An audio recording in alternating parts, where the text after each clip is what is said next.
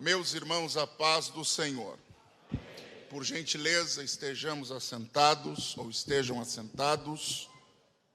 Deus seja glorificado por sua graça, bondade e misericórdia que tem para conosco, nos oferecendo a oportunidade de cultuar a Ele na beleza da sua santidade.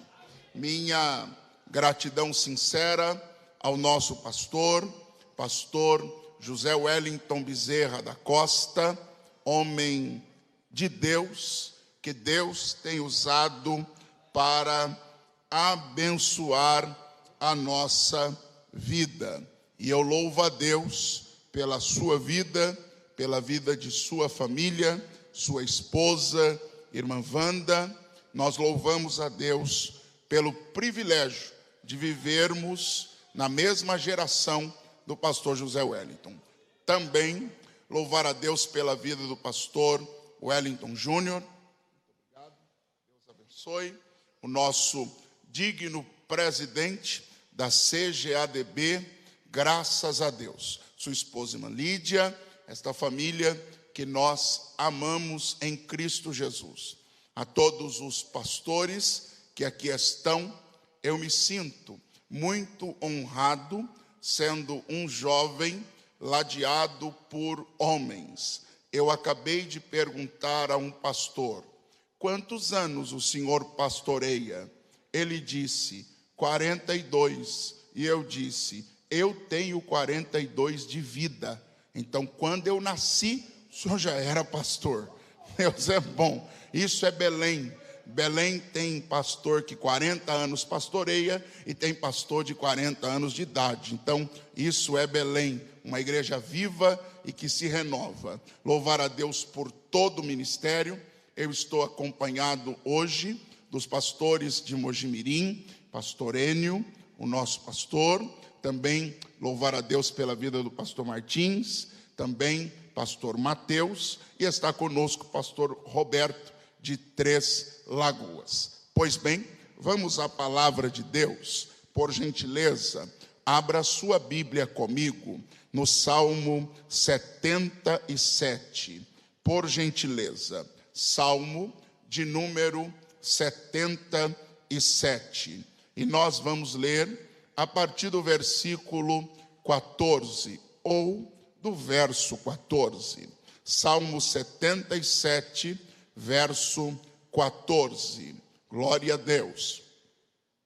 A palavra de Deus nos diz assim: Tu és o Deus que fazes maravilhas. Tu fizeste notória a tua força entre os povos. Com o teu braço remiste o teu povo, os filhos de Jacó e de José. As águas te viram, ó Deus, as águas te viram e tremeram.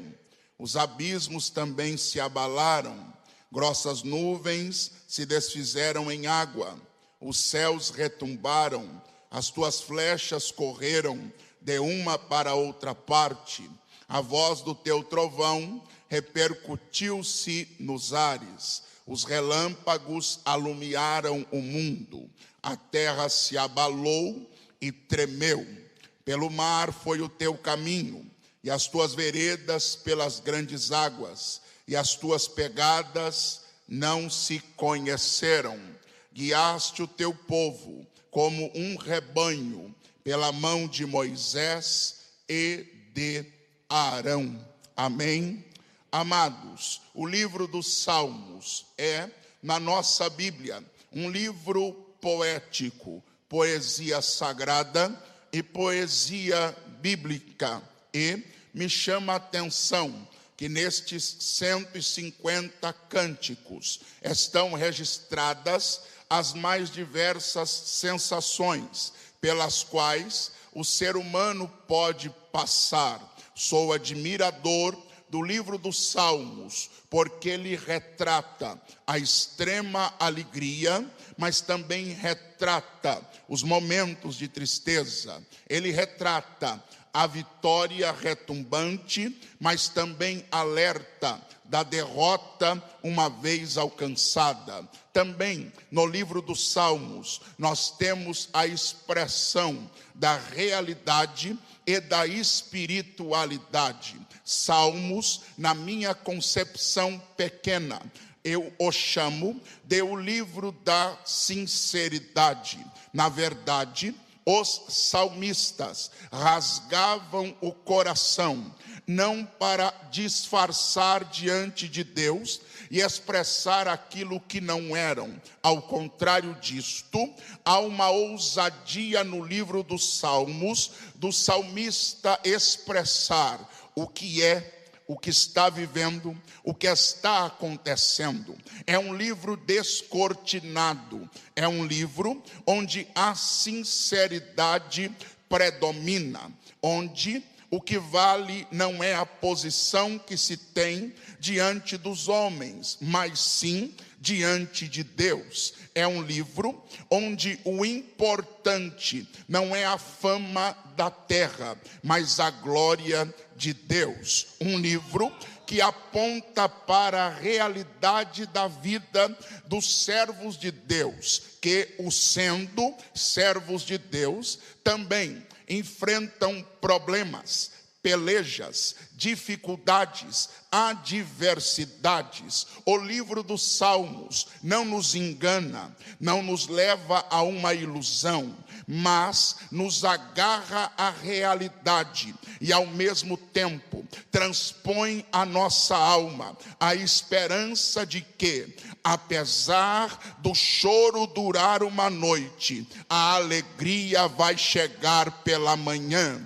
Então, eu olho para este livro e quem é dentro desta casa de oração que não tem um salmo que alegre a sua alma, que todas as vezes volte ao seu coração. Ficaríamos tempo aqui falando de salmos como o primeiro: bem-aventurado o varão que não anda segundo o conselho dos ímpios, nem se detém no caminho dos pecadores, nem se assenta na roda dos escarnecedores, antes tem o seu prazer na lei do Senhor, e na sua lei medita de dia e de noite. Pois será como a árvore plantada junto ao ribeiro das águas, a qual dá o seu fruto na estação própria, cujas folhas não caem, e tudo quanto fizer prosperará. Outro diria: pastor, Davi disse no Salmo 23, e é o salmo da minha alma: o Senhor é o meu pastor e nada me faltará. Quem é que não se alegra ao ouvir o salmista no Salmo 27 dizer: ainda que teu pai e tua mãe se esqueçam de ti, o Senhor jamais se esquecerá de você. Quem é que não se alegra ao ler o Salmo 34, verso 19, que diz: muitas são as aflições do justo, mas o Senhor o livra de todas. Toda vez que eu leio esse texto eu me lembro, não interessa a quantidade de lutas que eu tenho, para cada uma luta que eu tiver, Deus tem uma vitória para me dar também. Quem é que não se alegra lendo o Salmo 37, verso de número 25, quando o salmista diz: eu fui moço, agora eu sou velho, mas eu nunca vi desamparado justo e nem a sua descendência mendigar o pão. Pode faltar na casa do rico, pode faltar na casa do pobre, mas não vai faltar na casa de quem confia em Deus. Quem não se alegra ao ler o Salmo 40, que diz: esperei com paciência pelo Senhor, ele se inclinou para mim e ouviu o meu clamor. Quem nunca derramou lágrimas ao ler no Salmo 42 dizendo: por que estás abatida, ó minha alma, e por que te perturbas dentro de mim? Espera em Deus, pois eu ainda o louvarei. Quem é que nunca se alegrou ao ler o Salmo 46, que diz: Deus é, Ele não foi nem será, Ele é hoje, é agora, é aqui, é no Belém. Deus é o nosso refúgio e fortaleza, socorro bem presente na hora da angústia. Quem é que nunca parou diante de Deus e orou como Davi: não retires de mim o teu Espírito Santo? Dá para viver sem muita coisa na terra, mas não dá para viver sem a presença de Deus. Quem é Quem é que nunca se emocionou ao ler o salmista escrevendo no Salmo 70 e dizendo: apressa-te, ó Deus, em me socorrer? Quem é que nunca parou diante do Salmo 90 e se alegrou com a expressão de Moisés que diz: ensina-nos a contar os nossos dias de tal maneira que alcancemos corações sábios? Quem é que nunca foi para um culto lembrando-se do Salmo 100: celebrai com júbilo ao Senhor todos os moradores da terra, servi ao Senhor com alegria e apresentai-vos a Ele com canto? Quem é que nunca parou diante do Salmo 103 e se alegrou dizendo: bendize, ó minha alma, ao Senhor, e tudo que há em mim, bendiga o seu santo nome? Quem é que nunca parou? E eu ouvi pregando aqui no Belém, pastor Veiga, e ele lê um salmo que eu nunca mais esqueci, Salmo 110, verso de número 7, que diz: pelo caminho descedentar-se-á no ribeiro e prosseguirá de cabeça erguida. Alguém pode estranhar você no Belém numa segunda-feira, dia comum de trabalho, chuvoso, complicado de trânsito, e alguém diz: o que ele foi fazer lá? Foi matar a sede para continuar de cabeça erguida,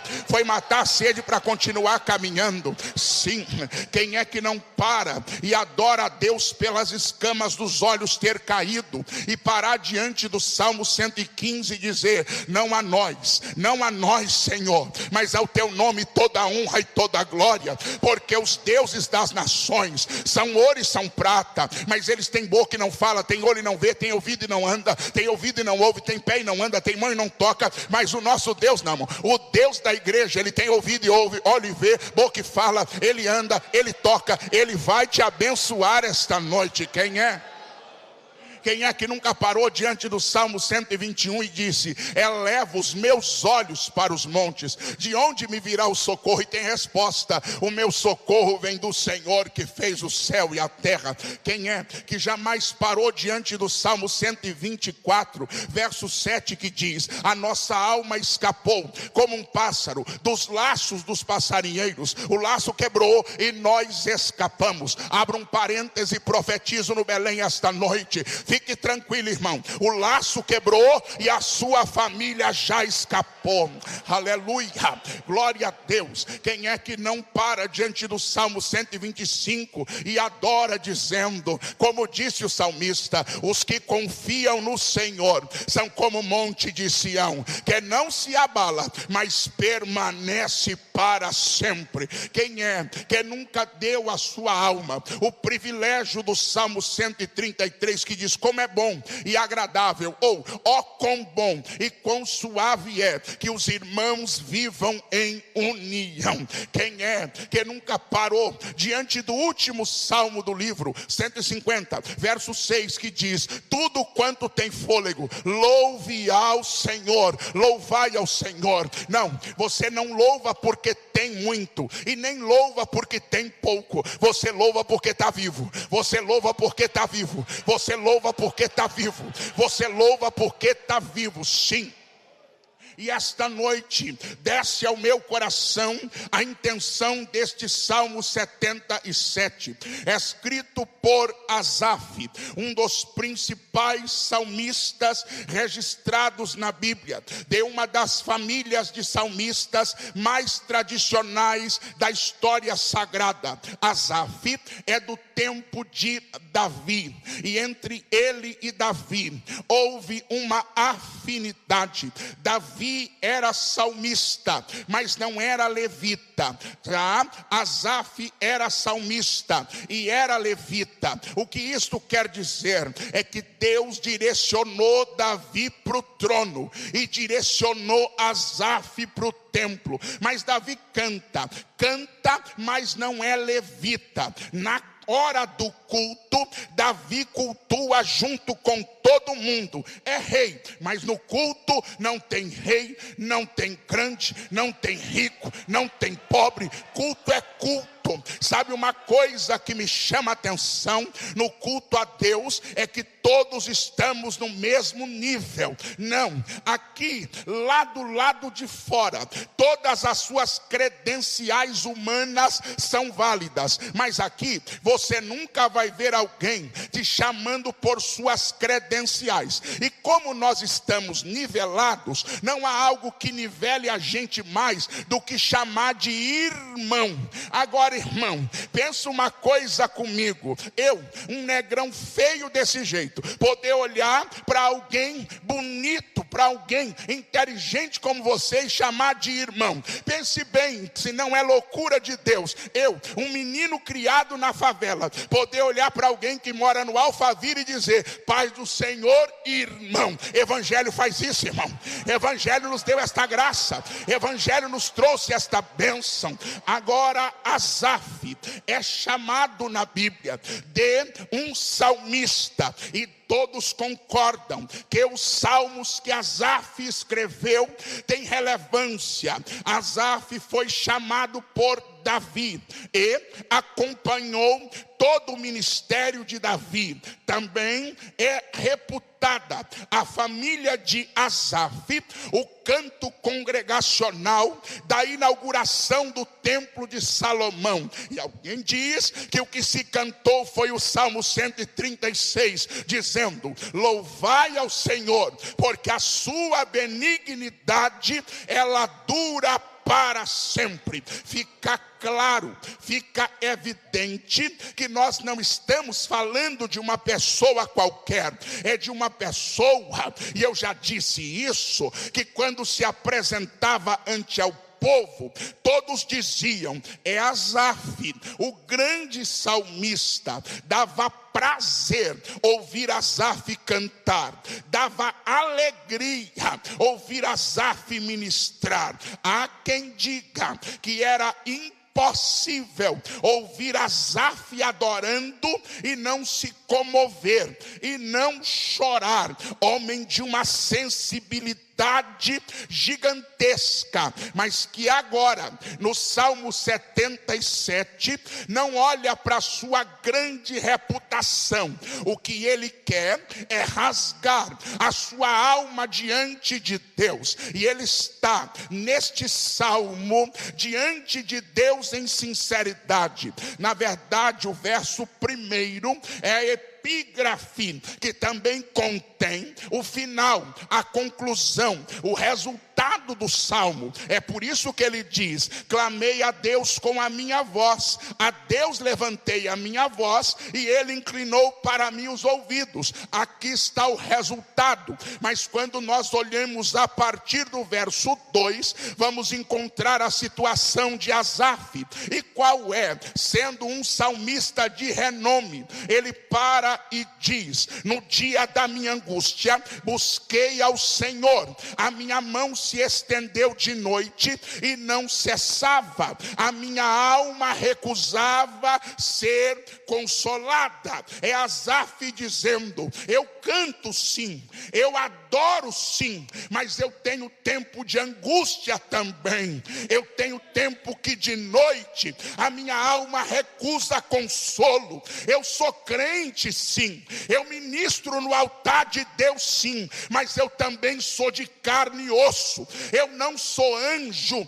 que não está sujeito às intempéries da vida. Apesar de estar no templo, apesar de sentir o toque da mão de Deus, eu também sinto o toque das minhas angústias. Eu sou um ser humano. E no verso 3 ele diz: lembrava-me de Deus e me perturbava, queixava-me e a mim o meu espírito desfalecia. É Asaf dizendo: quando eu trago a memória a Deus, me confunde, não me dá tranquilidade, porque parece que ele está vivendo um antagonismo, uma ambiguidade. Ele está no templo, mas tem dúvidas. Ele está no templo, mas a alma está desassossegada. Ele está no templo, mas não está plenamente satisfeito. feito. E não para por aí. Asaf ainda diz no verso 4: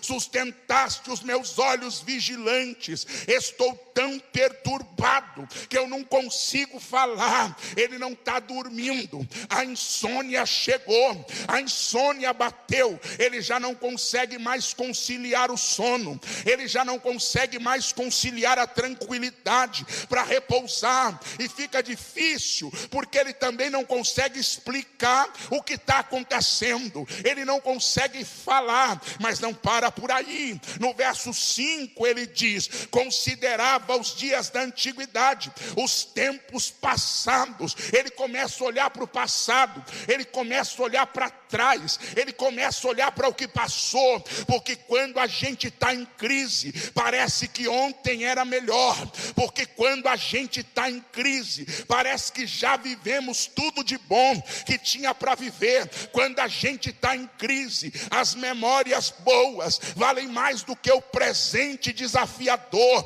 Quando a gente está em crise, quando a alma está ferida, quando a obscuridade chega, dá uma vontade de se agarrar ao passado e não sair de lá. Mas ele não para por aí. Ele diz: de noite chamei a lembrança o meu canto, meditei em meu coração, e o meu espírito ainda questiona. Ele está dizendo: eu consigo cantar no templo, eu consigo cantar para a multidão, mas eu já não consigo cantar sozinho. Aqui me assusta Asaf, porque consegue cantar na multidão, consegue cantar no culto cheio, consegue cantar diante de todo mundo, mas já não tem mais a mesma força para fé individual, para cantar sozinho, para cantar quando não tem ninguém. Por quê? Porque quando você canta para os outros é uma coisa, mas sozinho você canta para os teus ouvidos ouvirem, e você só consegue cantar sozinho quando acredita no que canta. E é esta ambiguidade que se vê em Asaf.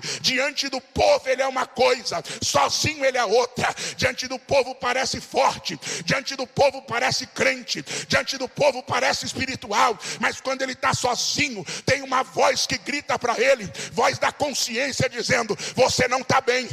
Voz da consciência dizendo: ei, para de cantar porque você não é crente. Ei, quem sabe, aleluia, a voz da consciência é julgada pela voz do inimigo dizendo: você não é digno de cantar, para de cantar, desiste de tudo. É aquele momento em que você acabou de pregar para uma multidão, mas quando está sozinho não consegue crer na mesma coisa que pregou. É aquele momento em que parece que você está fora de tine, está numa sintonia meio ruim. Todo mundo olha para você e diz: esse aí não tem problema. E você olha para você e diz: ai, se eles soubessem metade dos meus problemas. Sabe qual é o problema de Asaf? É que ele não pode chegar diante de todo mundo e dizer: eu estou mal, eu estou com dúvida, meu coração está azedo, eu estou vivendo angústia. Porque ele tem que preservar uma imagem social, ele tem que parecer bem para todo mundo. Então se mata por dentro para parecer bonito por fora.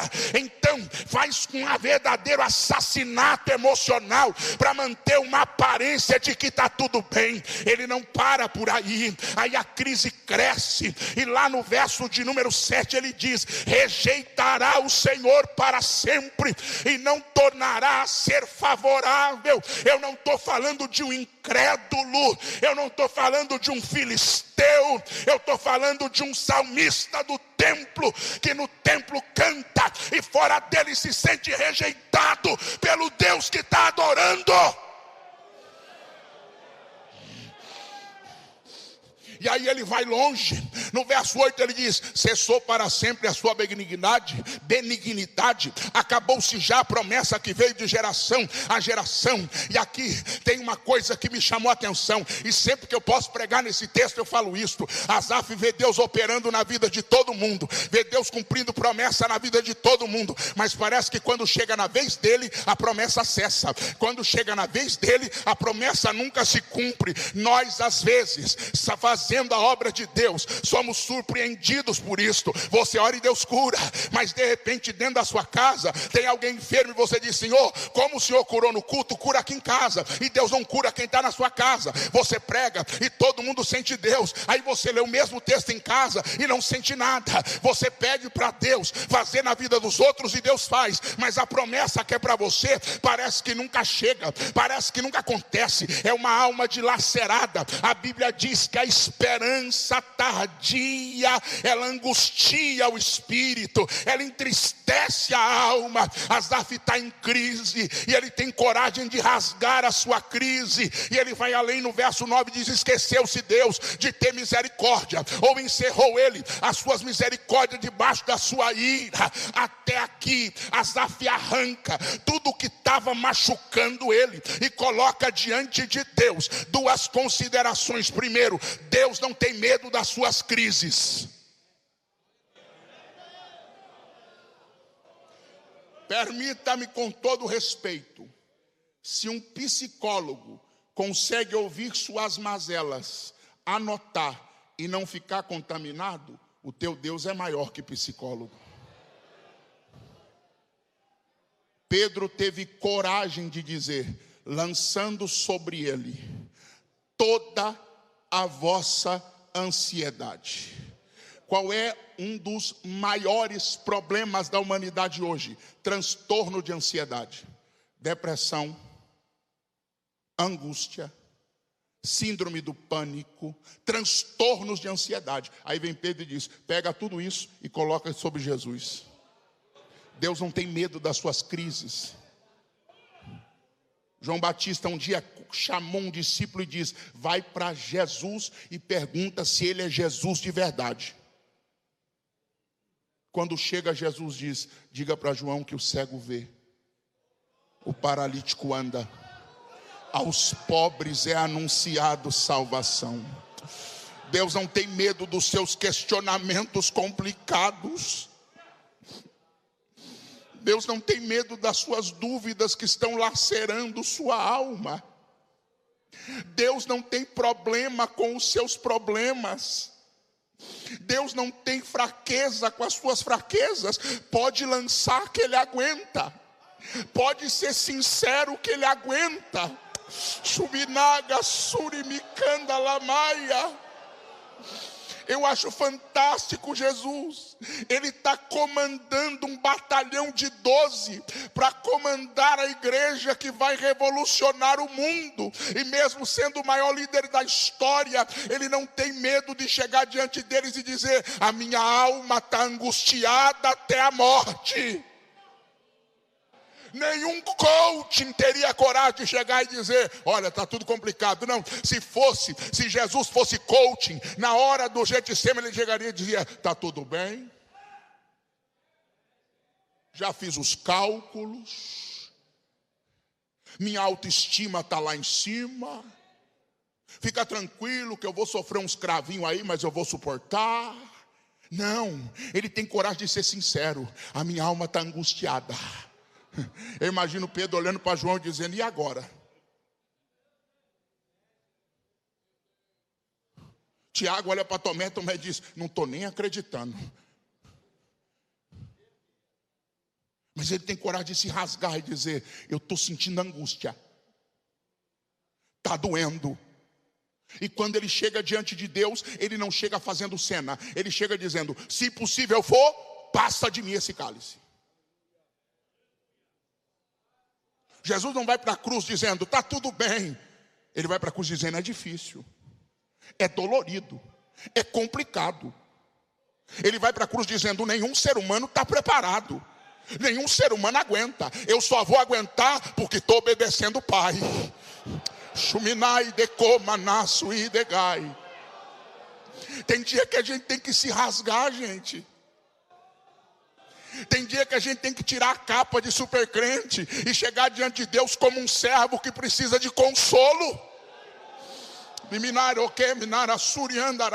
E é isso que Asaf diz, é isso que Asaf expressa. Ele para no verso de número 10 e declara: então disse eu, isto é enfermidade minha, e logo me lembrei dos anos da destra do Altíssimo. Agora Asaf vai viver uma mudança. Ele vem, parece que uma escada progressiva que o leva para baixo. Ele está quase batendo no fundo do poço, mas daí ele para e diz assim: peraí, o problema não está em Deus, o problema está em mim. Agora, se o problema está em mim, a mão de Deus resolve, a mão de Deus resolve, a mão de Deus resolve. Me deixa liberar sobre você uma palavra de convicção bíblica. Independente da dimensão do teu problema, a mão de Deus resolve, a mão de Deus resolve, a mão de Deus resolve. Por favor, eu sei que belemita não gosta muito, mas ajuda o negrão a pregar, deixa o negrão pregar, vem comigo na graça da palavra, pega na mão do teu irmão e diga: a mão de Deus resolve, a mão de Deus resolve, a mão de Deus resolve, a mão de Deus resolve. E quando Asaf entende que a mão de Deus resolve, quando Asaf entende que a mão de Deus é poderosa, ele muda o discurso, ele muda a oração. E eu quero ser portador de uma palavra viva e declarar: hoje tu sai daqui com uma oração nova, hoje tu sai daqui com o renovo de Deus na vida, hoje tu sai daqui diferente. Não, você não veio para mais uma segunda-feira, você veio para a segunda-feira da virada de Deus na tua vida. Quando ele entende que a mão de Deus resolve, ele começa a orar diferente e dizer: lembrar-me-ei, pois, das obras do Senhor, certamente que me lembrarei das tuas maravilhas desde a antiguidade. Maravilha é aquilo que sai da curva, maravilha é aquilo que sai do comum, maravilha é aquilo que sai do natural, maravilha é aquilo que não é somente humano. Sabe o que Asaf está dizendo? Eu estou me lembrando aqui que o meu Deus não faz só o que é comum, não faz só o que é humano, ele faz maravilhas, ele faz maravilhas, ele faz o que não é comum, ele faz o que não é humano, ele faz o que o homem não faz. E aí a igreja pode perceber que o discurso começa como um elevador a subir, e ele diz no verso de número 13: o teu caminho, ó Deus, está no santuário, que Deus é tão grande como o nosso Deus. Asaf tem 2 salmos nesse tom. Primeiro 73, e no 73 chega uma hora que ele diz: até que eu entrei na casa de Deus. Não entendi, pregador. Vou fazer mais claro para você. Você pode ter vindo de onde veio com uma carga de 10.000 toneladas nos ombros, mas quando você entrou aqui, Jesus já substituiu. Tira o pesado, coloca o leve. Tira o pesado, coloca o leve. Eu estou sentindo graça. Desculpa, eu sou pregador da Assembleia de Deus, eu sou pentecostal. Ei, Uramagandarabassuri, Candarabachandaraia, Urabacandalabandoque, Mantequepo, Novocé, Urabadaganchoquenaia. Sabe o que Deus manda dizer para você? É aqui que Ele ordena a bênção e vida para sempre. Alguém pergunta: por que crente não vai no baile? Tem bênção lá? Não. Tem vida lá? Não. Então eu não vou. Por que crente não vai no prostíbulo? Tem bênção lá? Não. Tem vida lá? Não. Então eu não vou. Por que crente não vai na boca de droga? Tem bênção lá? Não. Tem vida lá? Não. Então eu não vou. Por que crente vem na igreja? Porque tem bênção, tem vida, tem vitória, tem milagre. Até que eu entrei na casa de Deus. Na casa de Deus, Deus resolve. Na casa de Deus, Deus cura. Na casa de Deus, Deus levanta. Na casa de Deus, Deus liberta. Na casa de Deus, Deus salva. Na casa de Deus, Ele abre a porta. Na casa de Deus, Ele faz o milagre.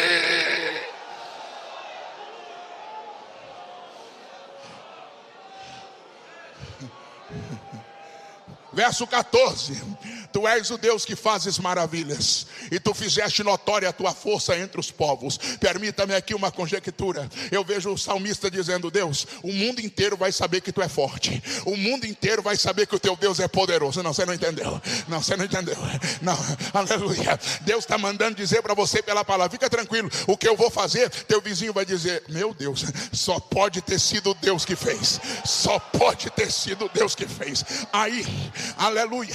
Ele entra numa linguagem alegórica, numa linguagem metafórica, mas historicamente baseada. Ele vai falar da época da saída do Egito. É linguagem metafórica, mas ela está historicamente baseada. Não é carochinha, não é conto de fada. É linguagem à verdade, uma linguagem de maneira simbólica, mas historicamente embasada. Então ele começa a dizer, e eu já disse, e vou repetir quantas vezes Deus mandar. Ele diz assim: as águas te viram, ó Deus, as águas te viram e tremeram, os abismos também se abalaram. O que ele está dizendo? Travessia do Mar Vermelho. Por que o mar abriu? Porque Moisés é forte? Não. Porque Miriam dançou? Não. Porque Arão é sacerdote? Não. As águas abriram porque Deus é Deus. As águas abriram porque Deus é Deus.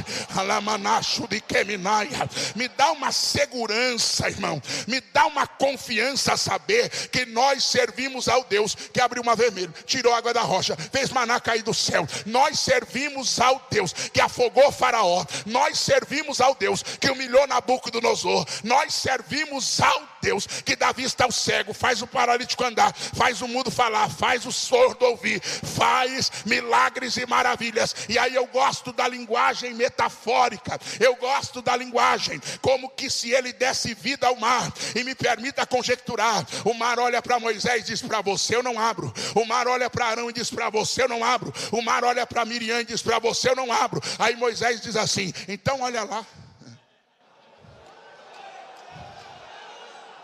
E me permita usar esse antropomorfismo. Quando o mar olha para Deus, Deus diz: e aí? Para o Senhor eu abro, para o Senhor eu abro, para o Senhor eu abro. As águas te viram, ó Deus, as águas te viram e tremeram. Deixa o negrão profetizar. Ainda você serve ao Deus que abre o mar. Deus vai abrir esse mar, Deus vai abrir esse mar, Deus vai abrir esse mar. Ele não para por aí.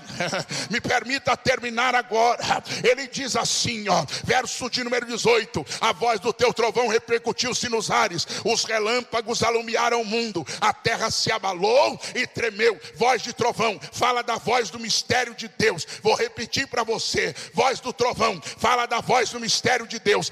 Deus não fez ninguém escrever, ninguém escreveu, ninguém sabe, mas Deus está fazendo. Não estou entendendo, pastor. Deus ainda não falou que vai fazer, mas Ele já está fazendo, Ele já está fazendo, Ele já está fazendo. E quando Deus fizer, alguém vai ter que parar e dizer: é mistério.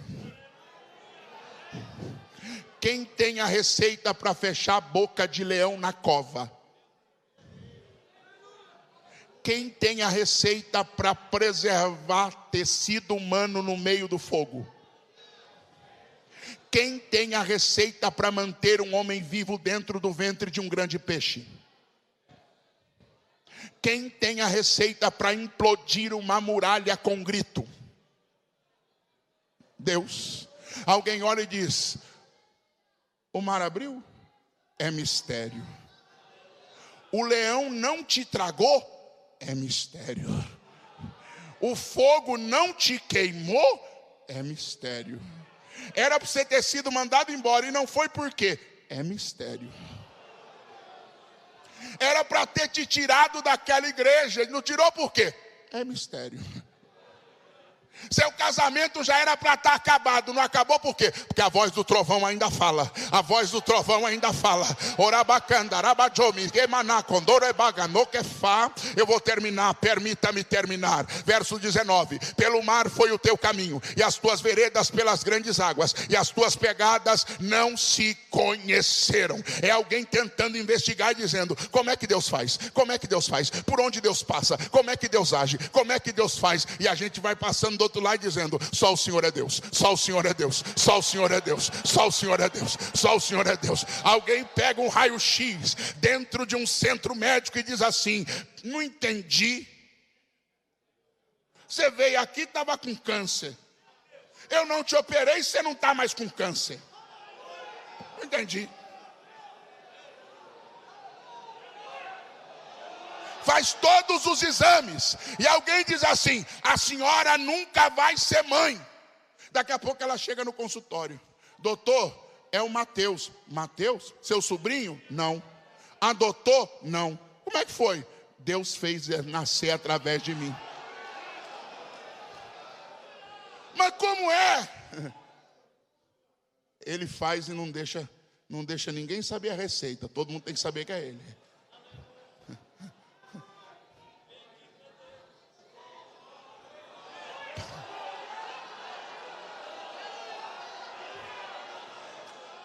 para a pessoa assinar o nome.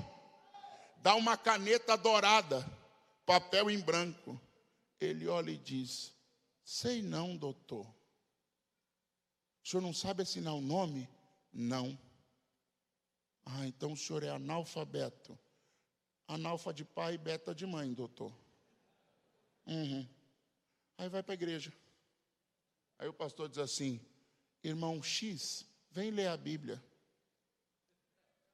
O senhor é meu pastor e nada me faltará. Deitar me faz em vez. Explica.